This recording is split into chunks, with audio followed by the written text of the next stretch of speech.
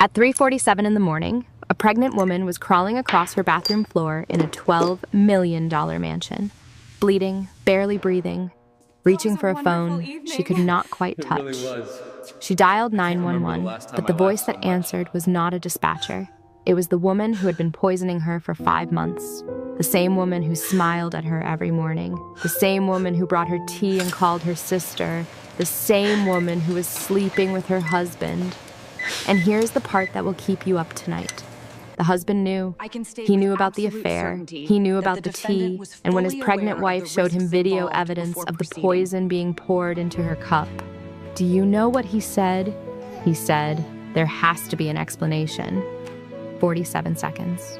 That is how long their baby did not breathe after the emergency delivery. 47 seconds of silence where a cry should have been.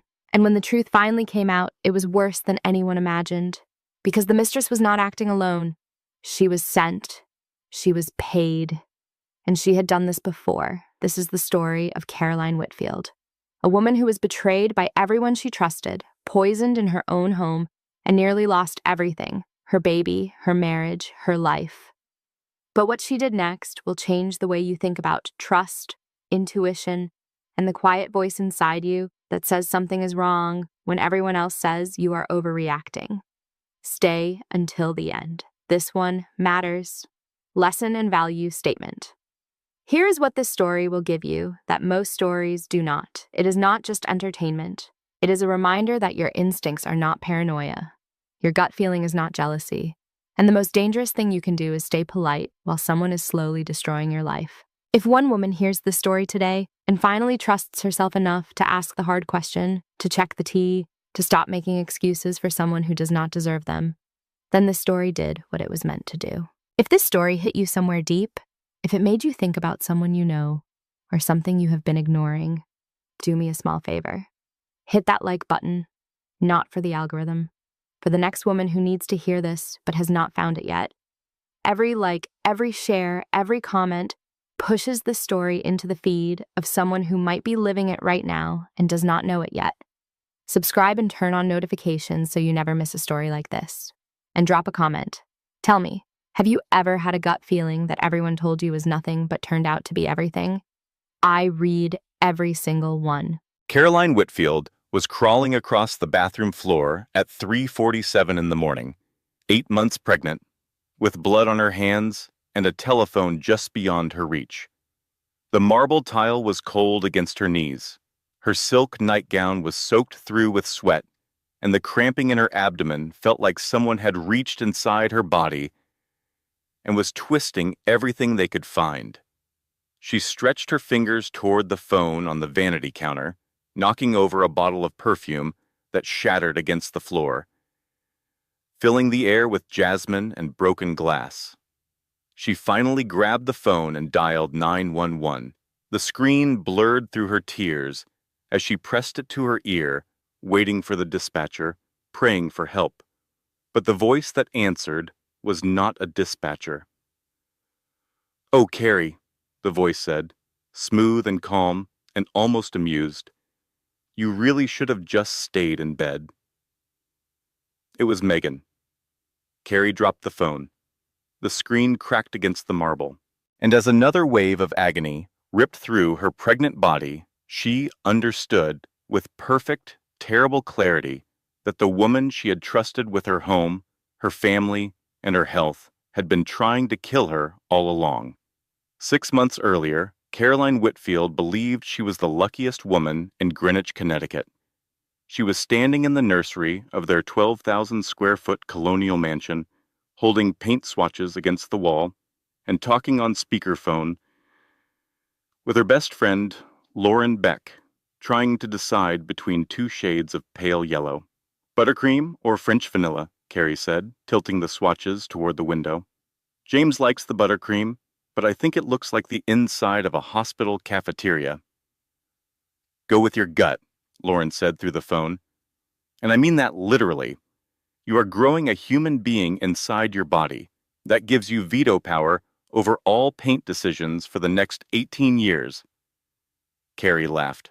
At 31 years old, 5 months pregnant with her first child, married to a man who adored her, living in a house that most people only saw in magazines, she had every reason to laugh. Life was good. Life was beautiful. Life was exactly what she had always wanted. "How was your date last night?" Carrie asked, switching subjects. Lauren groaned. "He showed up in cargo shorts, Carrie, cargo shorts, to a steakhouse with cloth napkins, and a sommelier. I looked at him standing there with 17 pockets, and not a single ounce of self-awareness, and I thought, this is it. This is rock bottom. What did you do?" "I ordered the most expensive bottle of wine on the menu, excused myself to use the restroom, walked straight through the kitchen, out the back door, and got in an Uber. Left him with a $300 tab and a life lesson about appropriate dinner attire." Carrie was still laughing when she heard the front door open downstairs. James's footsteps on the hardwood, quick and excited. He appeared in the nursery doorway, holding a bouquet of peonies in one hand and a small silver frame in the other. "Close your eyes," he said, grinning. Carrie closed her eyes. She felt him place the frame in her hands. "Okay, look." It was the ultrasound photo from last week, beautifully framed in sterling silver with the words "Baby Girl Whitfield" engraved along the bottom. Their daughter, their Lily. "James, this is beautiful," Carrie whispered, running her thumb across the glass. "I cannot take credit. Megan had the idea. She found the engraver and picked it up this morning. She is incredible. Honestly, I do not know what I would do without her." There it was, that tiny pinch in Carrie's chest. Not pain exactly, not jealousy, just a small, sharp awareness, like touching a door handle and getting a static shock. You pull your hand back, but you do not think about it again. She should have thought about it. Megan Hale had been James' executive assistant for 14 months. She was 29, Dartmouth educated, impeccably dressed, and ruthlessly efficient.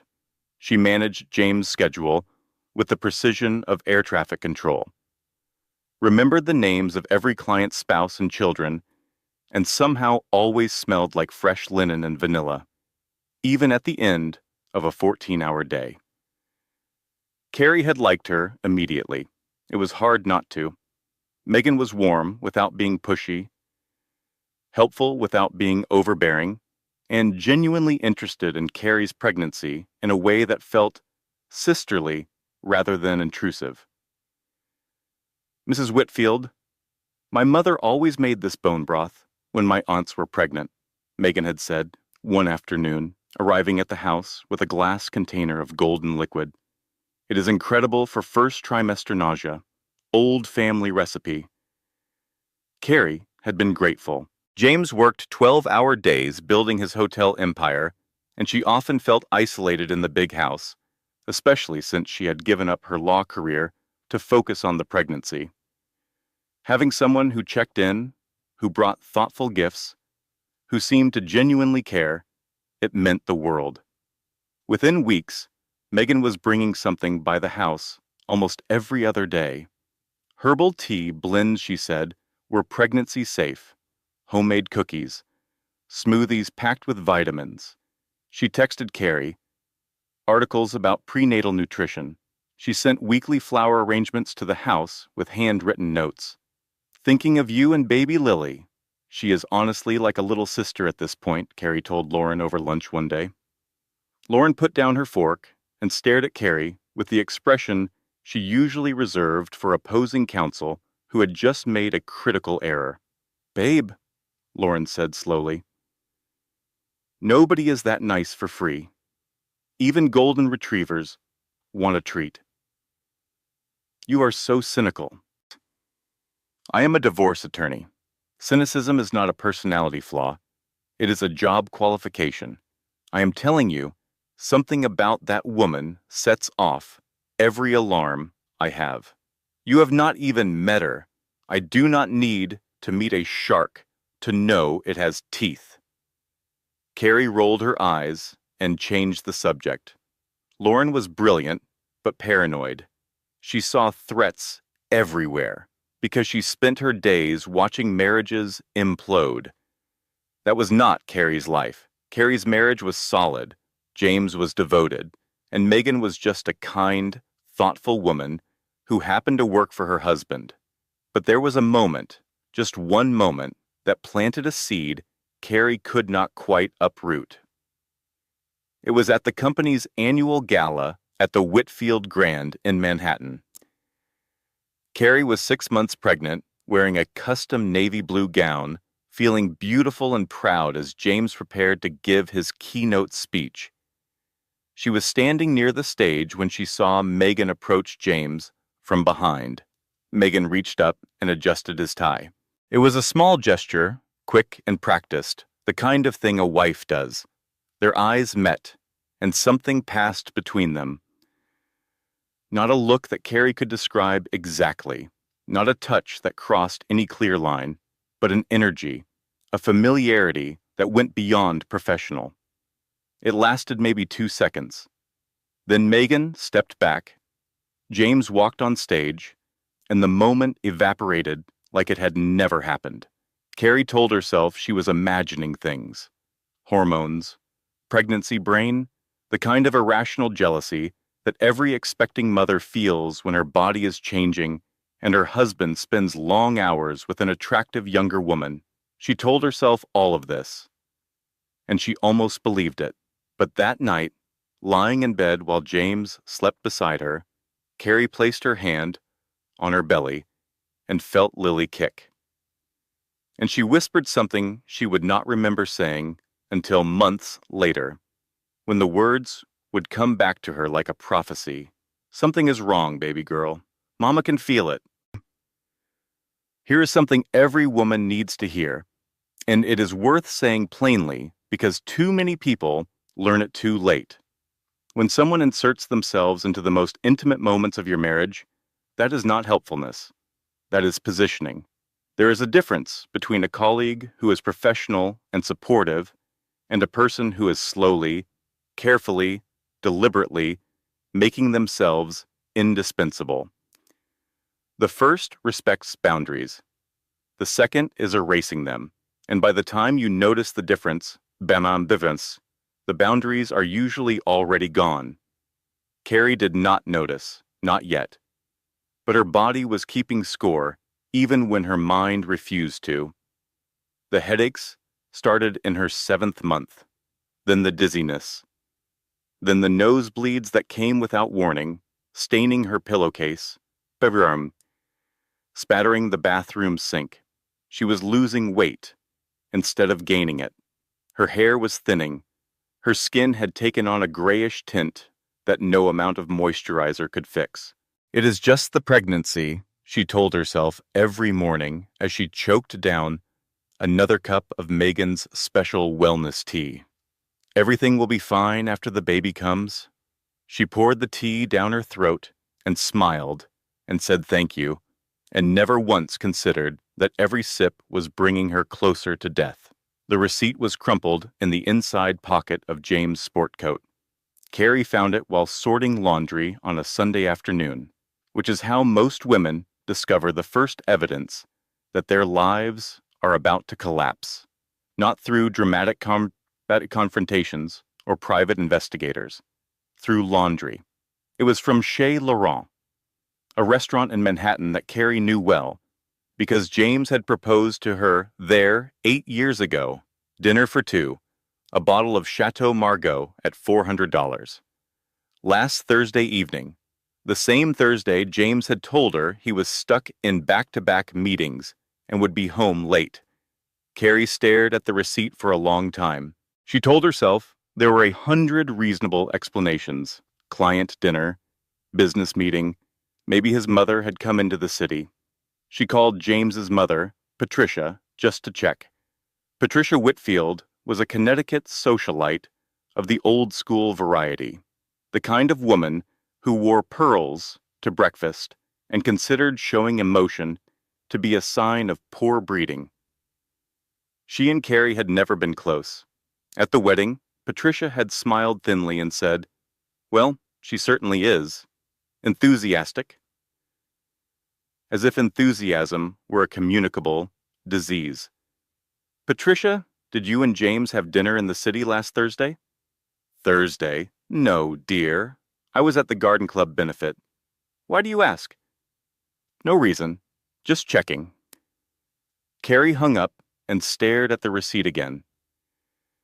Then she called Nathan Cross, James's business partner and childhood best friend. Nathan was the kind of man who peaked in prep school, all old money confidence and new money ambition, but he had always been friendly to Carrie. Nathan, congratulations on the Chicago deal. James mentioned you two celebrated Thursday night. There was a pause, just a beat too long. The Chicago deal? Oh, right. Yeah. Great evening. Listen, I have got to run. Give my best to James. He hung up before Carrie could ask anything else, but something in his voice, that slight hesitation, that careful tone, told her everything she needed to know. Nathan was covering for James, which meant James needed covering. Carrie did not confront her husband immediately. She waited 3 days watching him, studying his behavior the way she used to study case files when she was practicing law. She noticed things she had been ignoring for months. The way James angled his phone screen away from hers when texting. The extra hour at the gym that left him looking more stressed than refreshed. The slight distance in his eyes when she talked about the nursery or the baby names or their future. On Wednesday, she drove to Manhattan unannounced. She told James she was having lunch with Lauren, which was technically true. She would see Lauren afterward, but first she parked in the garage beneath James's office building and waited. She waited for 2 hours. She sat in her car, 7 months pregnant, watching the elevator doors through her windshield. She ate crackers to settle her stomach. She listened to a podcast about prenatal yoga. She told herself she was being ridiculous, that she would see James come out alone and feel foolish and drive to meet Lauren and laugh about her paranoia. At 4:17 in the afternoon, the elevator doors opened. James stepped out first. He was wearing the charcoal suit she had bought him for his birthday, the one that made his shoulders look broader and his waist look trimmer. He was laughing at something, his head tilted back, that full body laugh she had fallen in love with in college. Megan stepped out behind him. She was wearing a cream-colored dress that hugged every curve, her blonde hair loose around her shoulders, her hand resting on James's forearm with an ease that spoke of practice, of habit, of ownership. They walked to James's car together, still laughing. Megan leaned close and whispered something in his ear. James smiled and shook his head, but he did not move away. He did not remove her hand from his arm. He did not create even an inch of distance between them. Then he looked up and saw Carrie standing 20 feet away, her pregnant belly leading the way, her face expressionless because she had gone somewhere beyond expression, somewhere cold and quiet where emotions could not reach her. James's smile disappeared like someone had slapped it off his face. "Carrie, what are you doing here?" "Having lunch with Lauren," Carrie said, her voice perfectly steady. "What are you doing here?" "We just finished a site review for the new hotel in Midtown. Megan was showing me the contractor bids. It is work, Carrie." Megan released James's arm and took a smooth step backward, her expression shifting to professional concern. "Ms. Whitfield, it is so good to see you. How are you feeling? How is the baby?" Carrie looked at Megan, really looked at her, and for the first time, she saw past the warmth and the helpfulness and the sisterly concern. She saw calculation. She saw patience.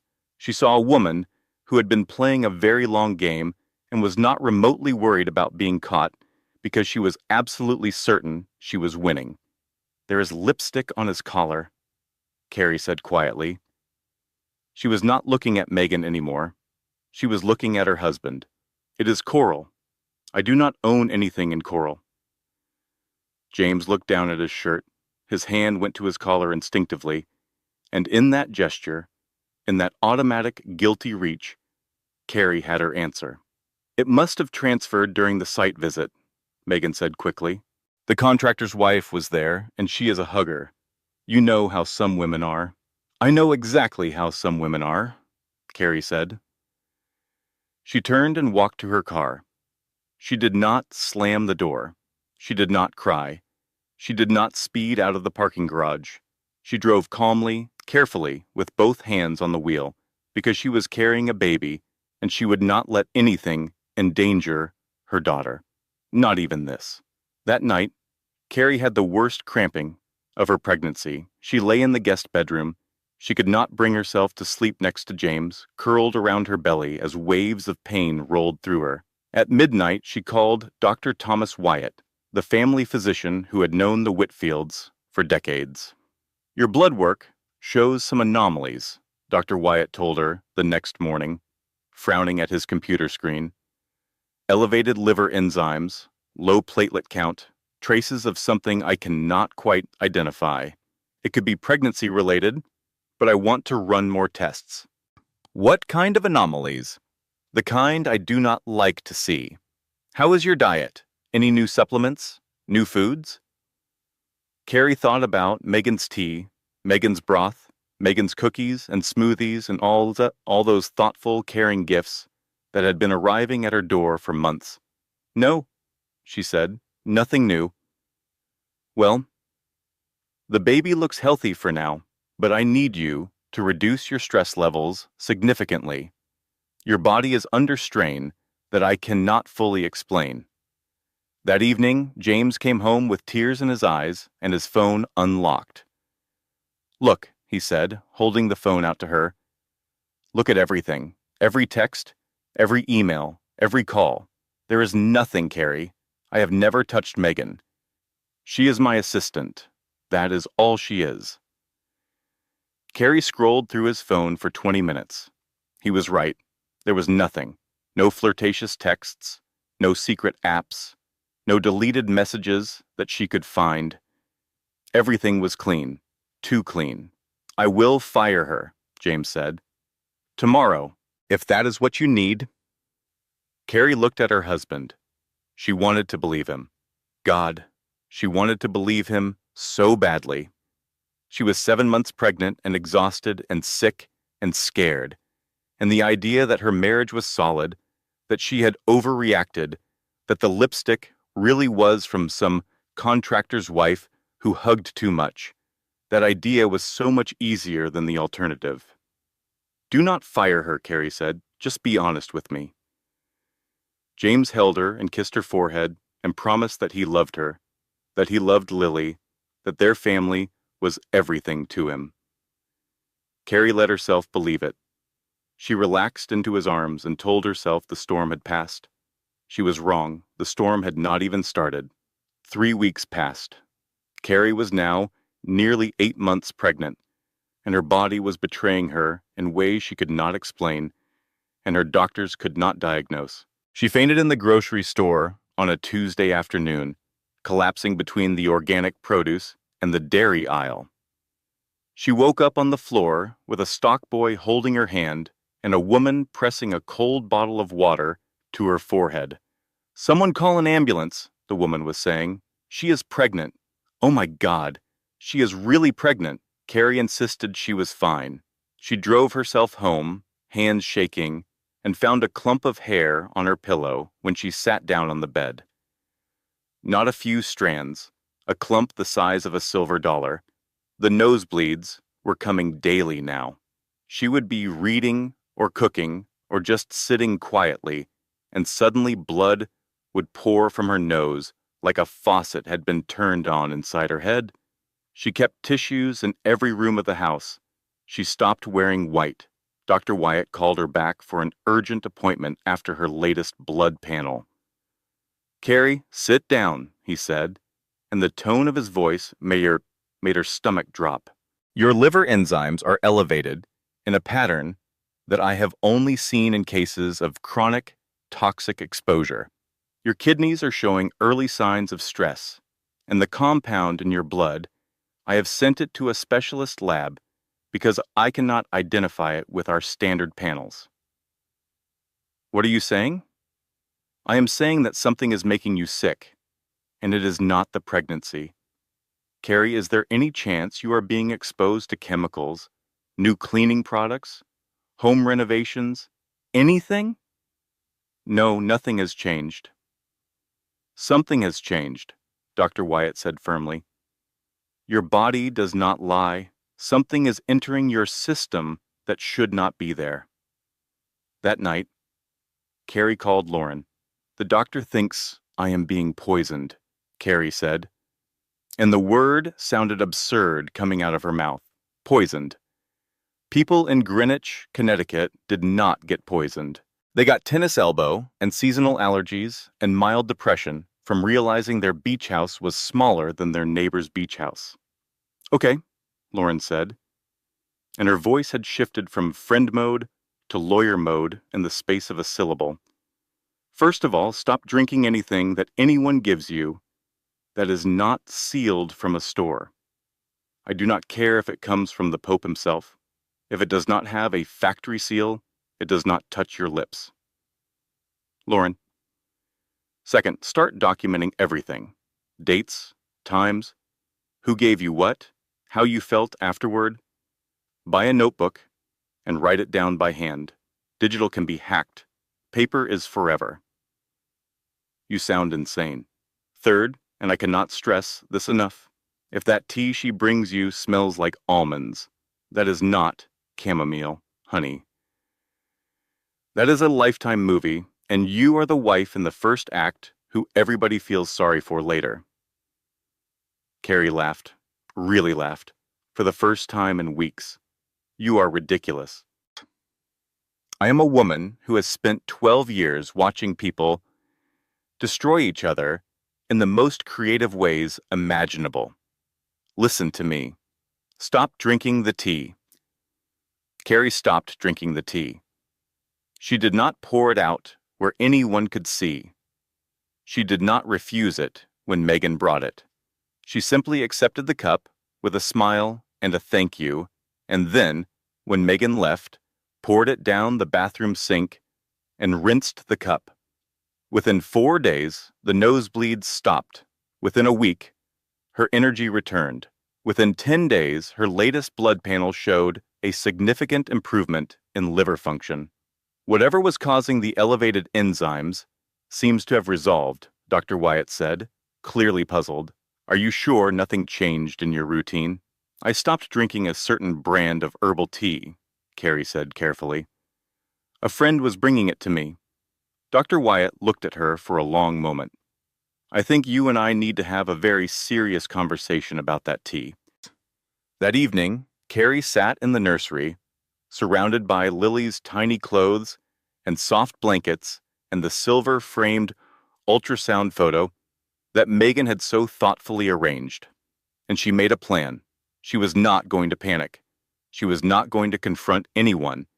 She was going to do what she had been trained to do as a lawyer. She was going to build a case. She called Lauren the next morning. I need a favor. I need a private laboratory that can test biological samples without asking questions. I know a place. My forensic expert uses them for custody cases when we suspect drug use. What are you testing? The tea?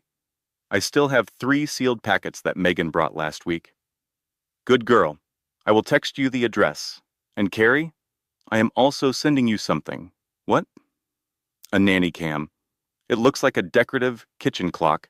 Consider it a baby shower gift. Every new mom needs surveillance equipment. You really are insane. I am effective. There is a difference. Lauren's clock arrived the next day in a plain brown box. Carrie installed it herself on the kitchen shelf, angling it to capture the full counter area, including the tea canister where she stored Megan's blends. Then she waited. She did not have to wait long. 2 days later, while Carrie was at her weekly prenatal appointment, the camera recorded Megan Hale letting herself into the Whitfield house using a key, her own key, a key that Carrie did not know existed. The footage was clear and damning. Megan walked directly to the kitchen without hesitating, without looking around, with the confidence of someone who had done this many times before. She opened the tea canister, pulled a small glass dropper bottle from her purse, and carefully added 6 drops of a clear liquid to the tea blend inside. She stirred it with a spoon, wiped the spoon clean, replaced the lid, and returned the canister to its exact position. Then she wiped down every surface she had touched with a cloth from her purse. Then she left. The entire visit took 4 minutes and 12 seconds. Carrie watched the footage 7 times. She sat at Lauren's kitchen table in Manhattan with her laptop open and her hands pressed flat against the wood to keep them from shaking, and she watched it 7 times. "That is attempted murder," Lauren said quietly. She was standing behind Carrie, watching over her shoulder, her face a mask of controlled fury. "Clear as day, she is adding a substance to your food supply with the intent to harm you. That is not ambiguous. That is not circumstantial. That is a woman poisoning a pregnant woman in her own home. I know what it is. What do you want to do?" "I want to show James." Lauren hesitated. "Carrie, are you sure that is the right first move? We could go straight to the police. He is my husband. He is Lily's father. He deserves to see what the woman he hired is doing to his family." Lauren said nothing, but her expression said everything. That evening, Carrie sat James down in his home office and played the video on her laptop. She watched his face as he watched the screen. She studied every micro-expression, every flicker of his eyes, every tiny movement of his jaw and hands, looking for the horror and outrage that any husband should feel upon learning that someone was poisoning his pregnant wife. James watched the video twice. Then he leaned back in his chair. "There has to be an explanation," he said. Carrie felt the floor shift beneath her. Maybe she was adding honey or vitamins. You know how she is about health stuff. She is always researching supplements and natural remedies. "James," Carrie said slowly, "she has a key to our house. I gave her a key months ago. She drops off documents sometimes when I'm traveling. She is adding something to my tea from a dropper bottle. A dropper bottle she brought in her purse and then wiped her fingerprints off every surface before leaving." "That does sound unusual," James admitted. "But we do not know what was in the bottle. It could have been elderberry extract or vitamin D drops. My doctor says I have been chronically poisoned for months. Doctors can be wrong." Carrie stared at her husband, and in that moment, she understood something that broke her heart more completely than any affair ever could. James did not want to believe it, not because the evidence was weak. The evidence was devastating, but because believing it meant confronting the truth about what he had allowed into their home.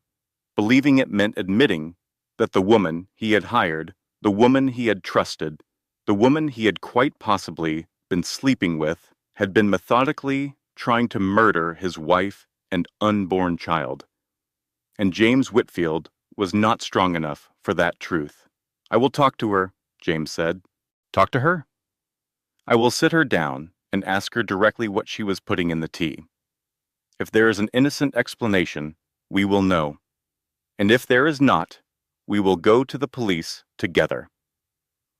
"I am calling the police now." "Carrie, wait," James said, and his voice took on an edge she had never heard before. "If we go to the police, it will be all over the news within hours.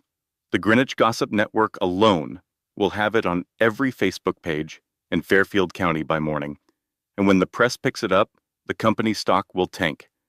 Our investors will panic. Everything I have built, everything we have built, will be at risk. Your wife is being poisoned, and you are worried about stock prices? I am worried about our family's financial future. Just give me 24 hours. Let me handle this my way." Carrie made the worst decision of her life. She gave him the 24 hours. The next morning, 3 things happened in rapid succession, and each one was worse than the last. At 9:15 in the morning, the private laboratory called with the results of the tea analysis. The samples contained ethylene glycol, the primary ingredient in antifreeze, combined with a slow-acting blood thinner commonly found in commercial rat poison. At the doses present in the tea, regular consumption would cause gradual organ damage, eventual miscarriage, and ultimately death, all mimicking the symptoms of a complicated pregnancy. The lab technician's exact words were, "Whoever made this blend knew exactly what they were doing. This was not accidental contamination, this was formulated." At 11:40 in the morning, while Carrie was still processing the lab results, her phone buzzed with an incoming email from an address she did not recognize. The subject line was empty. The email contained 12 photographs, James and Megan in a hotel room. The images were intimate and unambiguous, time-stamped from 3 weeks ago. The same week, James had sworn on his mother's life that he had never touched Megan. The same week, Carrie had chosen to believe him. In one photo, Megan was wearing the coral lipstick that had stained James's collar. She was smiling directly at the camera, as if she knew exactly who would eventually see these pictures, and wanted to make sure they got a good look. Carrie sat on the edge of her bed, 8 months pregnant, holding her phone in one hand and the lab report in the other. And the world narrowed to a single suffocating truth. Her husband was sleeping with the woman who was killing her, and he had looked her in the eyes and told her she was imagining things. At 2:17 that afternoon, Carrie was standing in the nursery, running her hand over the crib rail, trying to think clearly through the fog of betrayal and rage and terror when the first contraction hit. It was not like the cramping before. This was a freight train. This was a demolition. This was her body surrendering to the poison that had been accumulating in her organs for months. The poison she thought she had escaped by stopping the tea, but which had already done its damage. Silently, irreversibly, while she was busy trying to save her marriage. She fell. Her knees hit the nursery floor, and she grabbed the crib for support and felt another contraction rip through her, and she knew with absolute certainty that something was catastrophically wrong. She managed to dial 911 from the nursery floor. Real 911 this time. A real dispatcher who sent a real ambulance that arrived in 11 minutes, which felt like 11 hours. The paramedics found her unconscious, her blood pressure dangerously low, her body temperature dropping. The baby's heart rate was decelerating. The lead paramedic radioed ahead to Greenwich Hospital with 2 words that told the emergency room everything they needed to know. Code Blue. Baby Lily Whitfield was delivered by emergency cesarean section at 26 weeks gestation, 14 weeks before her due date. She weighed 1 pound and 12 ounces. She was the size of James's hand. She was not breathing. The surgical team worked with the calm, focused urgency of people who fight death for a living. They cleared her airway. They administered surfactant to her underdeveloped lungs. They began manual resuscitation, pressing tiny rhythmic compressions against a chest the size of a tennis ball. 47 seconds passed. Most people cannot hold their breath for 47 seconds. Try it sometime. Sit in a chair and hold your breath and count. Feel the pressure build in your chest and the panic rise in your throat and the desperate animal need to breathe clawing at the inside of your ribs. That is 47 seconds. That is how long Lily Whitfield did not take a breath. And then she did.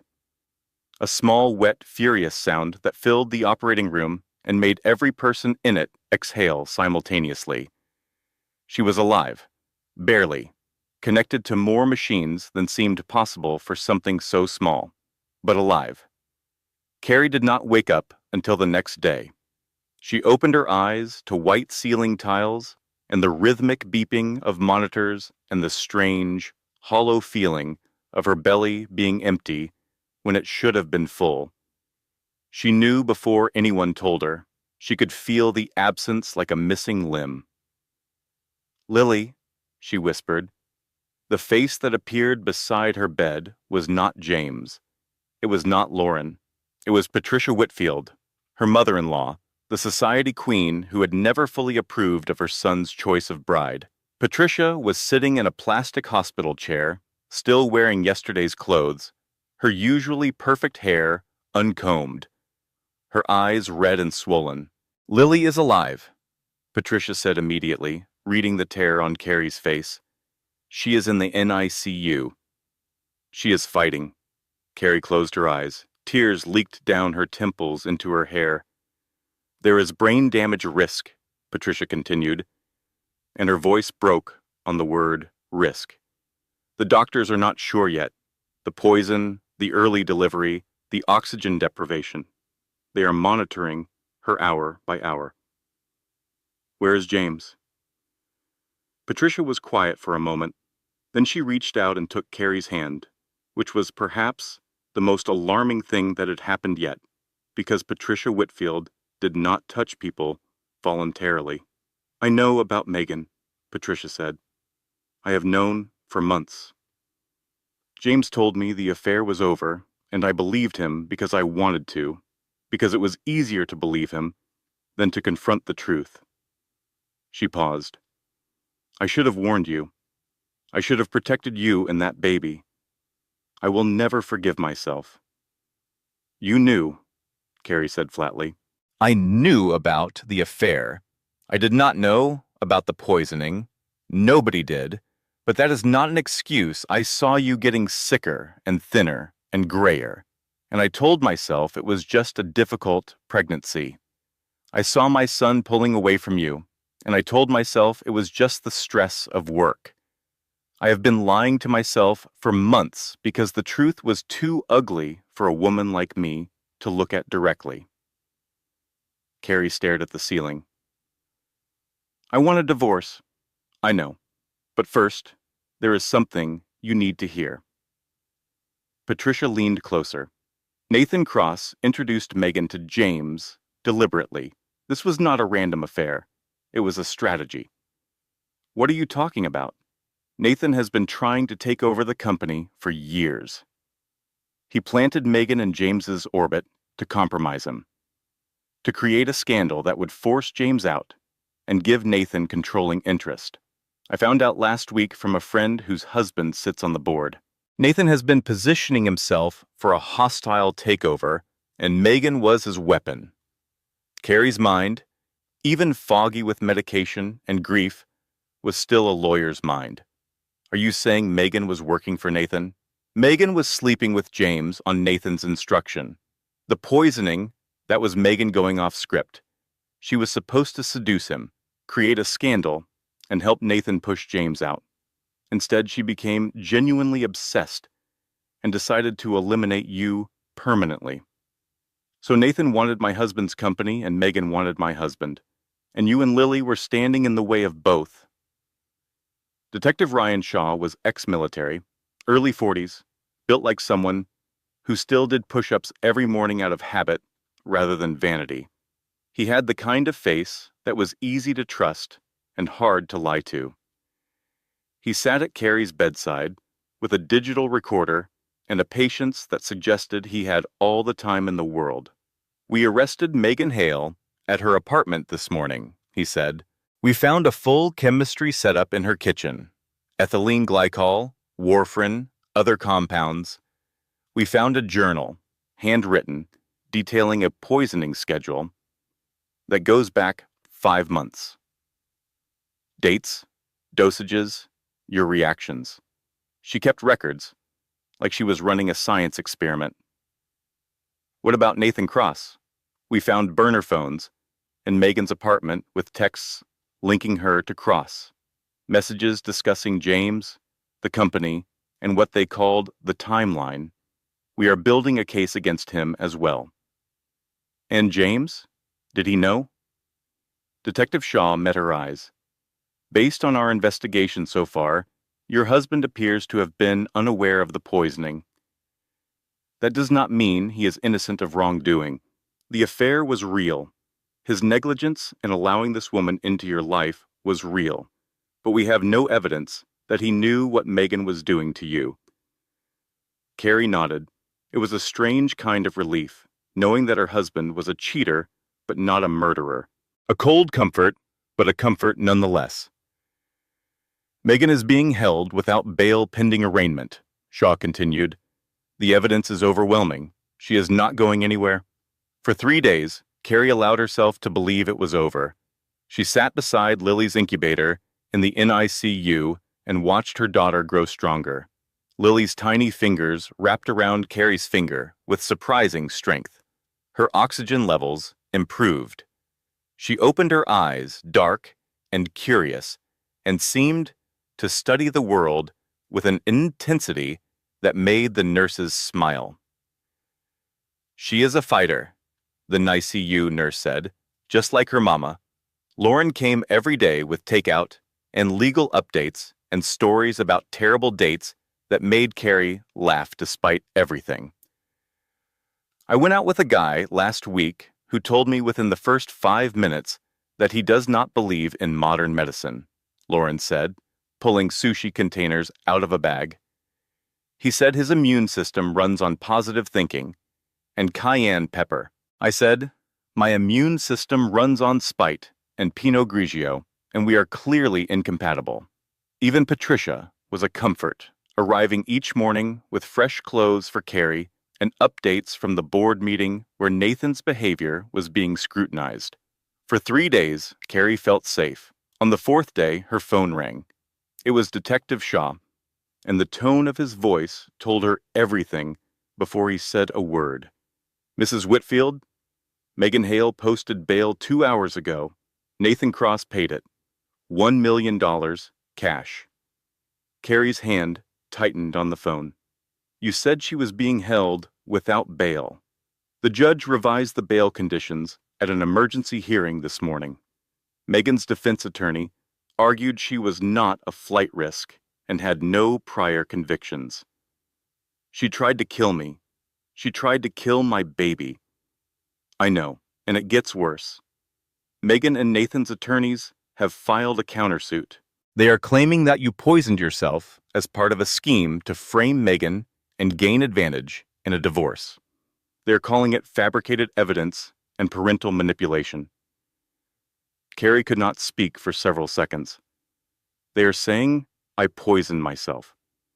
They are saying you are an unstable, attention-seeking woman who staged the entire thing. They have already spoken to the press. The tabloid headlines hit the next morning. Millionaire's wife faked poisoning in custody plot. Megan had given an exclusive interview to a national outlet, crying delicately, on camera, her voice trembling with rehearsed vulnerability. I was just trying to help her, Megan said, dabbing her eyes with a tissue. She was struggling with the pregnancy, and I brought her teas and healthy food because I cared about her. And now she is accusing me of this horrific crime because she found out about the affair and wants revenge. The interviewer leaned in with practiced sympathy. So you are saying the affair was real, but the poisoning was fabricated? James and I fell in love. It was wrong, and I take full responsibility for that. But I would never hurt anyone. I am not capable of that. Carrie watched the interview from Lily's bedside, Drassas, her daughter fighting for life 10 feet away, and read the comments section until Lauren physically took her phone away. Stop reading that garbage, Lauren said. They believe her. Look at the comments. They think I am making it up. Internet comments are written by people who eat cereal over the sink at 2 in the morning. Their opinions are not evidence. But Nathan's lawyers were not just relying on public opinion. They filed an emergency motion for a custody evaluation, claiming that Carrie's mental instability and history of self-harm via poisoning made her an unfit mother. They wanted to take Lily. Carrie read the motion in her hospital bed, her hands shaking so badly the pages rattled like leaves in a storm. "They want my baby," she whispered. "Lauren, they are trying to take my baby." Lauren sat down beside her and took both of Carrie's hands. "Listen to me. They are not taking your baby. They are not taking anything. They threw the first punch. Now we hit back. And Carrie, when I hit back, people do not get up." "What do we do?" Lauren stood up and buttoned her blazer, which was her version of putting on armor. "We go to war." The next morning, Carrie reactivated her law license for the first time in 2 years. It felt like putting on a pair of shoes she had forgotten she owned, shoes that still fit perfectly and made her 3 inches taller. She had given up her career to focus on the pregnancy, on James, on being the wife and mother she thought she was supposed to be. Now she remembered that before she was Caroline Whitfield, Greenwich housewife, she was Caroline Mercer, top of her class at Columbia Law, the woman who had once made a senior partner cry during a mock trial. She was done being the victim. She was done being the wife who trusted too much and asked too few questions. She was done being afraid. Lauren and Carrie set up a war room in Lauren's Manhattan law office. A whiteboard on one wall, a timeline of events, photos, documents, lab reports, phone records, surveillance footage. Everything organized with the precision that had made Carrie one of the most promising young litigators in New York before she traded it all for a nursery and a man who did not deserve her.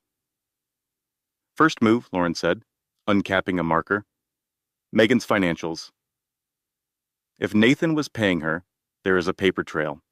They subpoenaed Megan's bank records and discovered that Nathan Cross had wired her $200,000 over 18 months in installments disguised as consulting fees through a shell company called Bright Horizon Advisory. Bright Horizon Advisory has no website, no employees, no clients, and no office, Lauren read from the documents. Its sole purpose was to funnel money from Nathan Cross to Megan Hale. That is not consulting. That is conspiracy. "Second move," Carrie said, standing at the whiteboard with the red marker in her hand. "Megan's history. If she has done this before, there are other victims." They hired a private investigator named Jim Reeves, a retired FBI agent who looked like someone's friendly uncle but had a talent for finding things people wanted to stay buried. Within 2 weeks, Reeves had uncovered a pattern that made Carrie's skin crawl. 3 years before coming to Greenwich, Megan Hale had worked as an executive assistant for a real estate developer in Minneapolis named Robert Thatcher. She had an affair with Thatcher. His wife, Susan, developed mysterious health problems, including chronic fatigue, nosebleeds, and hair loss.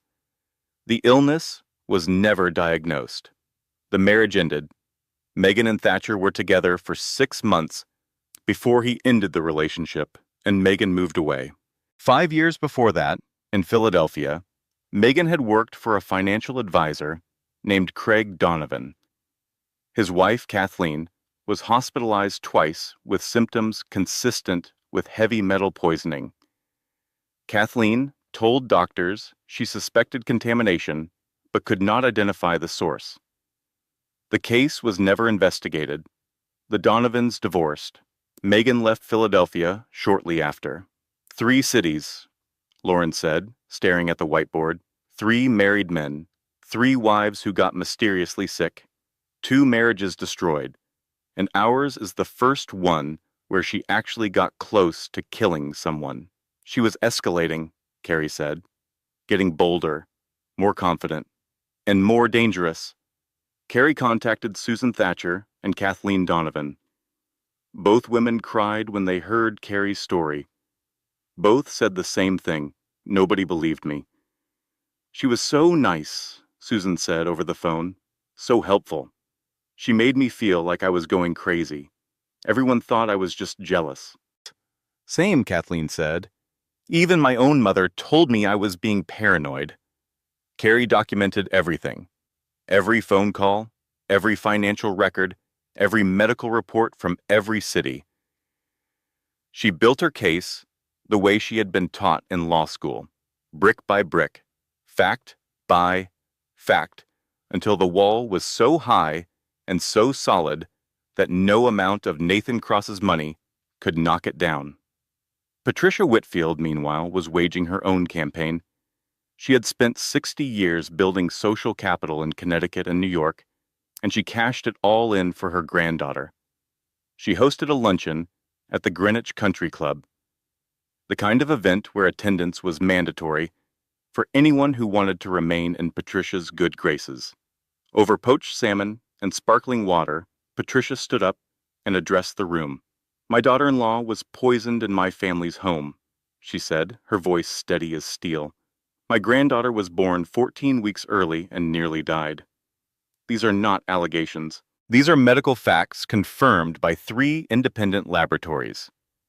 Anyone who believes otherwise, anyone who shares or endorses the lies being spread by the people who did this, can remove themselves from my Christmas card list, effective immediately."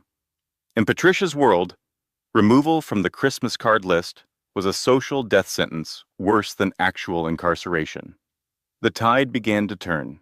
The criminal trial of Megan Elizabeth Hale began on a cold Monday morning in March, 7 months after baby Lily was born.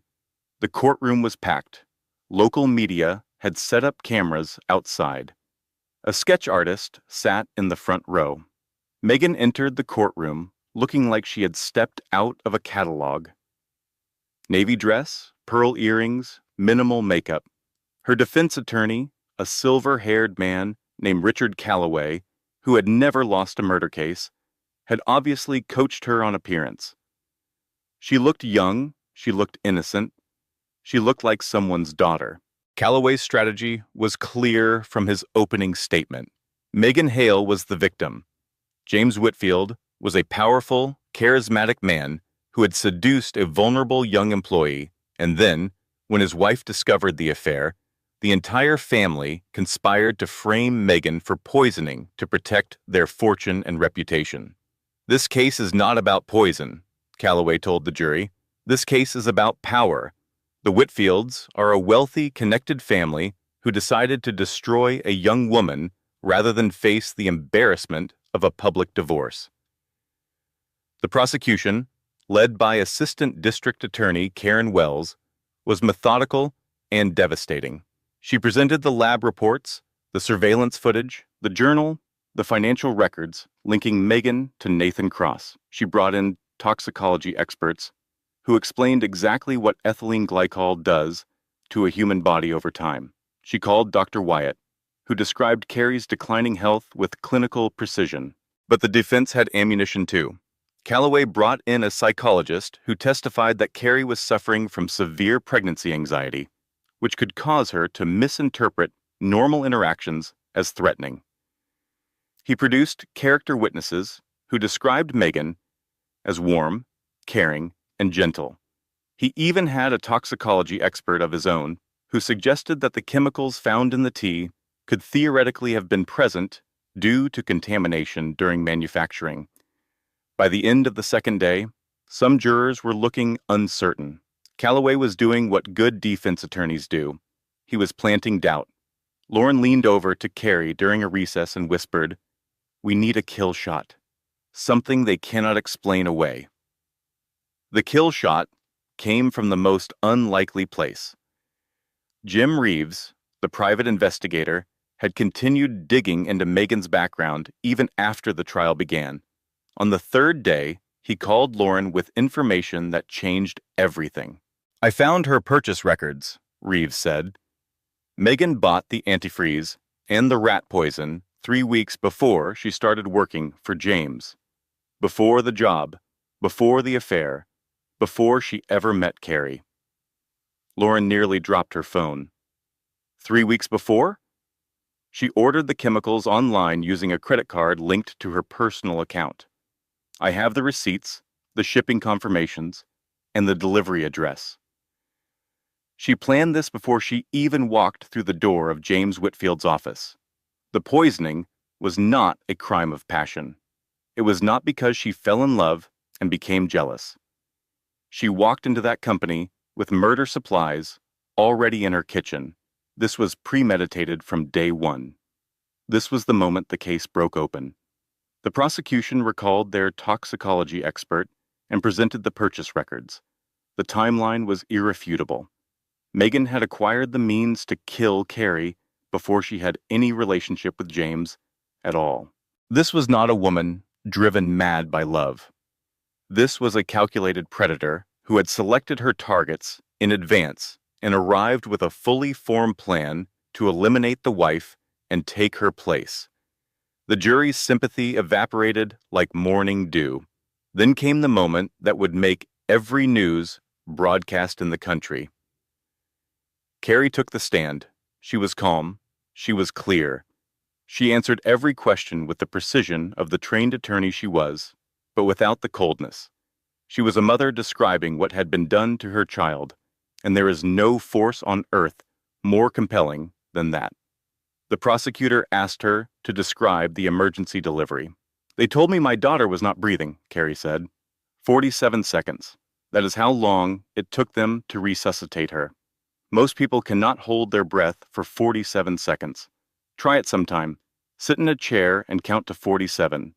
Feel that panic, that desperation, that primal need to breathe. Now imagine you are watching your baby feel that.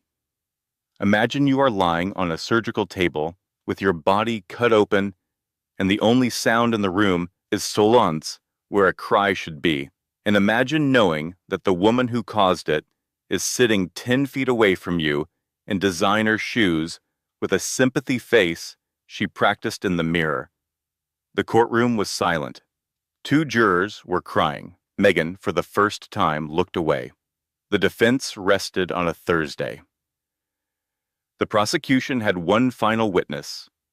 Nathan Cross walked into the courtroom in an orange jumpsuit, his hands shackled in front of him. He had cut a deal with federal prosecutors. Full testimony against Megan in exchange for a reduced sentence on his own charges of corporate fraud and conspiracy. Nathan's testimony confirmed everything Carrie and Lauren had uncovered. He had introduced Megan to James deliberately. He had funded her through the shell company. He had known about the affair and encouraged it, seeing it as leverage to force James out of the company. "I wanted his shares," Nathan said, his voice flat with resignation. Megan was supposed to create a scandal, not a crime scene. "When did you become aware that Ms. Hale was poisoning Caroline Whitfield?" the prosecutor asked. "I did not know until the arrest. Megan told me she was handling the wife situation, but I assumed she meant she was provoking a divorce. I did not ask for details. I did not want to know." "You paid this woman $200,000 and you did not ask what she was doing with it?" "I paid her to be close to James. What she did beyond that was her own initiative." "And after the arrest, when you posted her $1 million bail and helped her file a countersuit accusing Mrs. Whitfield of fabricating the poisoning?" Nathan shifted in his seat. "My lawyers advised me that if Megan went down, she would take me with her. Defending her was defending myself." "Even though you knew she had poisoned a pregnant woman?" "I told myself the evidence might not be as clear as it looked." "Mr. Cross, you told yourself a lot of things, but there is one more thing I need to ask you about. In your conversations with Megan Hale, did she ever discuss what she would do if her plan to be with James Whitfield did not work out?" Nathan's face changed. Something moved behind his eyes that looked very much like fear. "She said she had a backup plan. Can you describe this backup plan?" "She said if she could not have James, she would make sure nobody could. She said she was not the kind of woman who walks away with nothing." "Did you take this seriously?" "I thought she was being dramatic. Megan said a lot of things." "Mr. Cross, did you report this statement to anyone?" "No." "Even after you learned she had been systematically poisoning a pregnant woman?" Nathan said nothing. The silence was its own answer. Based on Nathan's testimony, police obtained a warrant to search Megan's storage unit across town, a rental she had never mentioned to anyone. Inside, they found a second journal. This one was different from the first. The first journal was clinical, organized, methodical, a poisoner's logbook. The second journal was something else entirely. It was a roadmap for murder. Not just Carrie's murder, James's murder too. In meticulous, flowing handwriting, Megan had detailed a plan to kill both James and Carrie if her original strategy failed. She would grieve publicly, play the devastated other woman, and use her connection to the Whitfield estate to gain control of assets through forged documents she had already begun preparing. The final entry in the journal was dated 2 days before her arrest. It read, "If I cannot have this family, I will burn it down and build my own from the ashes." The prosecution read this entry aloud in court. Megan sat perfectly still, her composure finally completely broken. Not because she was sad, not because she was ashamed, but because she had been caught. And for a woman who prided herself on being the smartest person in every room, being caught was the one thing she could not endure. The jury deliberated for less than 4 hours. Guilty on all counts. Attempted murder of Caroline Whitfield. Attempted murder of Lily Whitfield. Aggravated assault. Criminal poisoning. Conspiracy. The sentencing hearing was held the following week. Carrie sat in the front row of the gallery with Lauren on one side and Patricia on the other. Lily was at home with a nurse, healthy and growing and blissfully unaware that a courtroom full of people was deciding the fate of the woman who had tried to end her life before it began. The judge, a stern woman in her 60s named Judge Catherine Reynolds, addressed Megan directly. "Miss Hale, in my 32 years on the bench, I have seen many kinds of evil. Impulsive evil, desperate evil, evil born from rage or grief, or mental illness. Your evil is different. Your evil is patient. It plans, it smiles, it brings tea and cookies. It is the most dangerous kind of evil there is, because it looks exactly like kindness." Megan stared straight ahead, showing nothing. "This court sentences you to 35 years in state prison with no possibility of parole for 25 years. Nathan Cross, tried separately on federal charges, received 15 years for conspiracy, corporate fraud, and accessory to attempted murder." As Megan was led from the courtroom in handcuffs, she turned and looked at Carrie one final time. Her mouth opened as if to speak. Carrie held up her phone. On the screen was a photo of Lily, now 7 months old, round-cheeked and grinning, reaching for the camera with chubby hands. Carrie said nothing. She did not need to. The photo said everything. "I am alive. My daughter is alive. And you are gone." 1 year later, Carrie stood in the kitchen of her new house in Westport, Connecticut, making scrambled eggs while Lily banged a wooden spoon against her high chair tray with the ferocious joy of a toddler who has discovered percussion. The house was smaller than the Greenwich mansion, much smaller. 3 bedrooms, a modest yard, a kitchen that could only accommodate one person at a time without strategic maneuvering. But it was hers. She had bought it with money from the divorce settlement, which had been generous because James, to his credit, had not fought her on a single dollar. "More," Lily announced, which was her word for everything from food to music to wanting someone to pick her up immediately. She was 18 months old now, healthy and loud and fearless, with Carrie's sharp eyes and James's stubborn chin. "Eggs are coming, Your Majesty," Carrie said, sliding them onto a small plate shaped like a dinosaur. She set the plate in front of Lily and watched her daughter attack the eggs with both hands, getting approximately 30% in her mouth and the remaining 70% on her face, her hair, the high chair, and through some physics-defying trajectory, the ceiling. Carrie's phone buzzed. A text from Lauren. Cannot make brunch Saturday. New client emergency. Her husband's business partner has been embezzling, and his assistant is suspiciously helpful. I swear this job is a lifetime movie on repeat. Rain check? Carrie smiled and texted back. Make sure the wife stops accepting homemade beverages. Trust me on this. She poured herself a cup of coffee, real coffee from beans she had ground herself, and sat down at the small kitchen table. Through the window, she could see the backyard where Lily would play this afternoon, the fence she had painted herself last summer, the garden she was slowly learning to tend. Small things, real things, things that belonged to her. The past year had been the hardest and most transformative of her life. After the trial, Carrie had done something she never expected.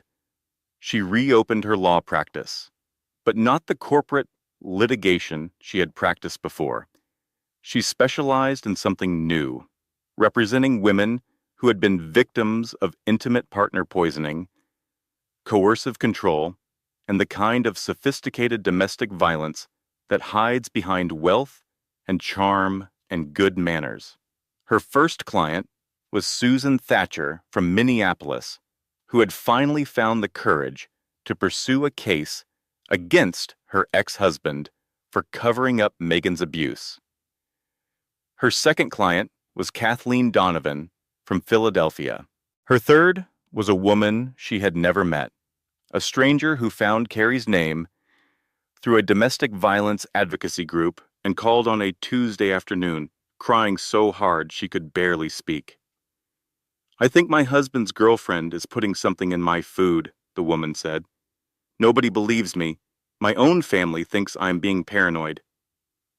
I believe you, Carrie said. Tell me everything from the beginning. This was her work now. This was her purpose. Not the grand career she had imagined in law school, not the prestigious firm, or the partner track, or the corner office. Something smaller and fiercer and more important. She was the person she wished had existed when she needed one. James saw Lily every other weekend. He drove up from Manhattan, where he had moved after selling the Greenwich House. His hotel company had survived the scandal, restructured and refocused on hospitals and community projects instead of luxury developments. He was different now, quieter, more careful with his words, like a man who had learned that everything he says matters and nothing he says can be taken back. Their co-parenting relationship was civil and functional, not warm, not cold, the temperature of two people who had once loved each other very much and were now learning to love their daughter more than they loved their own pain.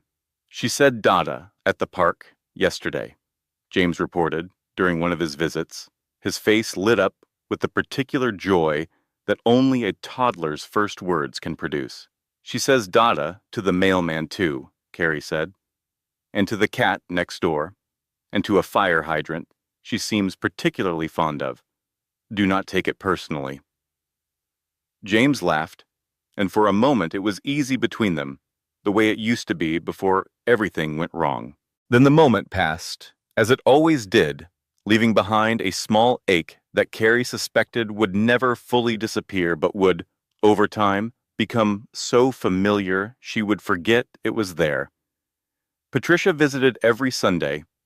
She brought homemade pot roast that was aggressively seasoned and unsolicited parenting advice that was aggressively delivered, but she also brought a grandmother's love that was fierce and uncomplicated and exactly what Lily needed. That child needs a proper winter coat, Patricia said one Sunday, examining Lily's jacket with visible disapproval. This is polyester. Polyester. My granddaughter is not going to face a Connecticut winter in polyester. She is 18 months old, Patricia. She is going to face a Connecticut winter by eating snow and refusing to wear mittens. Then she will do it in cashmere. Lauren remained Carrie's closest friend and Lily's devoted godmother. She had not found a lasting romantic relationship, and she remained magnificently unbothered by this fact. Lily is the only person under 4 feet tall that I trust, Lauren said during one of their weekly dinners. And honestly, she is more emotionally mature than most men I have dated. She tells you exactly what she wants. She cries when she is upset, instead of pretending everything is fine, and she has never once shown up to a steakhouse in cargo shorts. Life was not perfect. Carrie still had nightmares sometimes, dreams where she was back on the bathroom floor. Reaching for the phone, hearing Megan's voice, she still flinched when someone she did not know well offered her food or drink. She still had moments of rage, so intense they took her breath away. Rage at Megan, at Nathan, at James, at herself for trusting when she should have questioned. But she was also learning something important, something she wished she had known years ago. And here it is, plainly because it is worth saying. Your instincts are not paranoia. Your suspicion is not jealousy. When something feels wrong, it usually is. And the most dangerous lie you can tell yourself is that you are overreacting, because that lie keeps you polite while someone else is destroying your life. Trust yourself. Believe yourself. Your survival depends on it. It was a Tuesday evening in October when Carrie put Lily to bed and went downstairs to work on a client's case. The house was quiet, except for the sound of wind in the trees outside and the soft hum of the baby monitor on the desk. She was reviewing medical records, looking for the pattern she had learned to recognize. The pattern that doctors often missed because they were not looking for it, because the idea that someone would slowly, methodically poison the person they claimed to love was too terrible for most people to consider. Her phone rang. A new number. She almost did not answer, but something made her pick up. Ms. Whitfield, my name is Ellen Porter. I got your number from the National Domestic Violence Hotline. They said you handle cases like mine. What is happening, Ellen? My husband's coworker has been coming to our house for months. She brings food. She is so nice. Everyone loves her. But I have been getting sick, really sick, and nobody will listen to me. Carrie leaned back in her chair and looked at the photo on her desk. It was from Lily's first birthday party last month. Lily was covered in cake frosting, grinning with 4 teeth held between Carrie and Lauren, while Patricia looked on with an expression that was trying very hard to be dignified disapproval, but was clearly failing in the face of overwhelming grandmotherly pride. Ellen, I want you to listen to me very carefully, Carrie said. I believe you. I know exactly what you are going through because I survived it, and I am going to help you. But first, I need you to stop consuming anything this woman gives you. Today. Right now. People think I am crazy. You are not crazy. You are paying attention. There is a difference, and it might be the most important difference there is. Carrie pulled a fresh legal pad from her desk drawer and uncapped her pen. Now, tell me everything. Start from the beginning. Start from the first time something felt wrong and someone told you it was nothing. Ellen started talking, and Carrie started writing. Outside, the Connecticut evening was settling into darkness, quiet and ordinary and unremarkable. In her crib, upstairs, Lily slept peacefully, her tiny chest rising and falling in the steady rhythm of a child who is safe and warm and entirely unaware of how close she came to never taking a breath at all. 47 seconds. That is how long Lily did not breathe. That is how close Megan Hale came to winning. That is the margin between the life Carrie has now and no life at all. But 47 seconds is also how long it takes to decide that you are done being a victim. That you are done being polite when your gut is screaming. That you are done putting someone else's comfort ahead of your own survival. It took Carrie 47 seconds to lose everything. It took her a year to build something better from the wreckage. And it took her one phone call from a stranger to understand that the worst thing that ever happened to her had also given her the one thing no one could take away: purpose. Carrie Whitfield did not get the fairy tale ending. She got something better, a real one, built with her own hands from the ashes of someone else's cruelty. And every day, she uses it to make sure that when the next woman calls, when the next Ellen or Susan or Kathleen picks up the phone and says, "Nobody believes me," there is someone on the other end who says, "I do." Sweet dreams, Lily. Tomorrow is going to be a beautiful day. Closing disclaimer. This content was carefully researched, developed, and manually edited by our creative team to deliver meaningful storytelling with real-life lessons. Every character and event is fictional, but the emotions, the warnings, and the wisdom are very real. Thank you for listening, thank you for caring, and thank you for being the kind of person who stays until the end.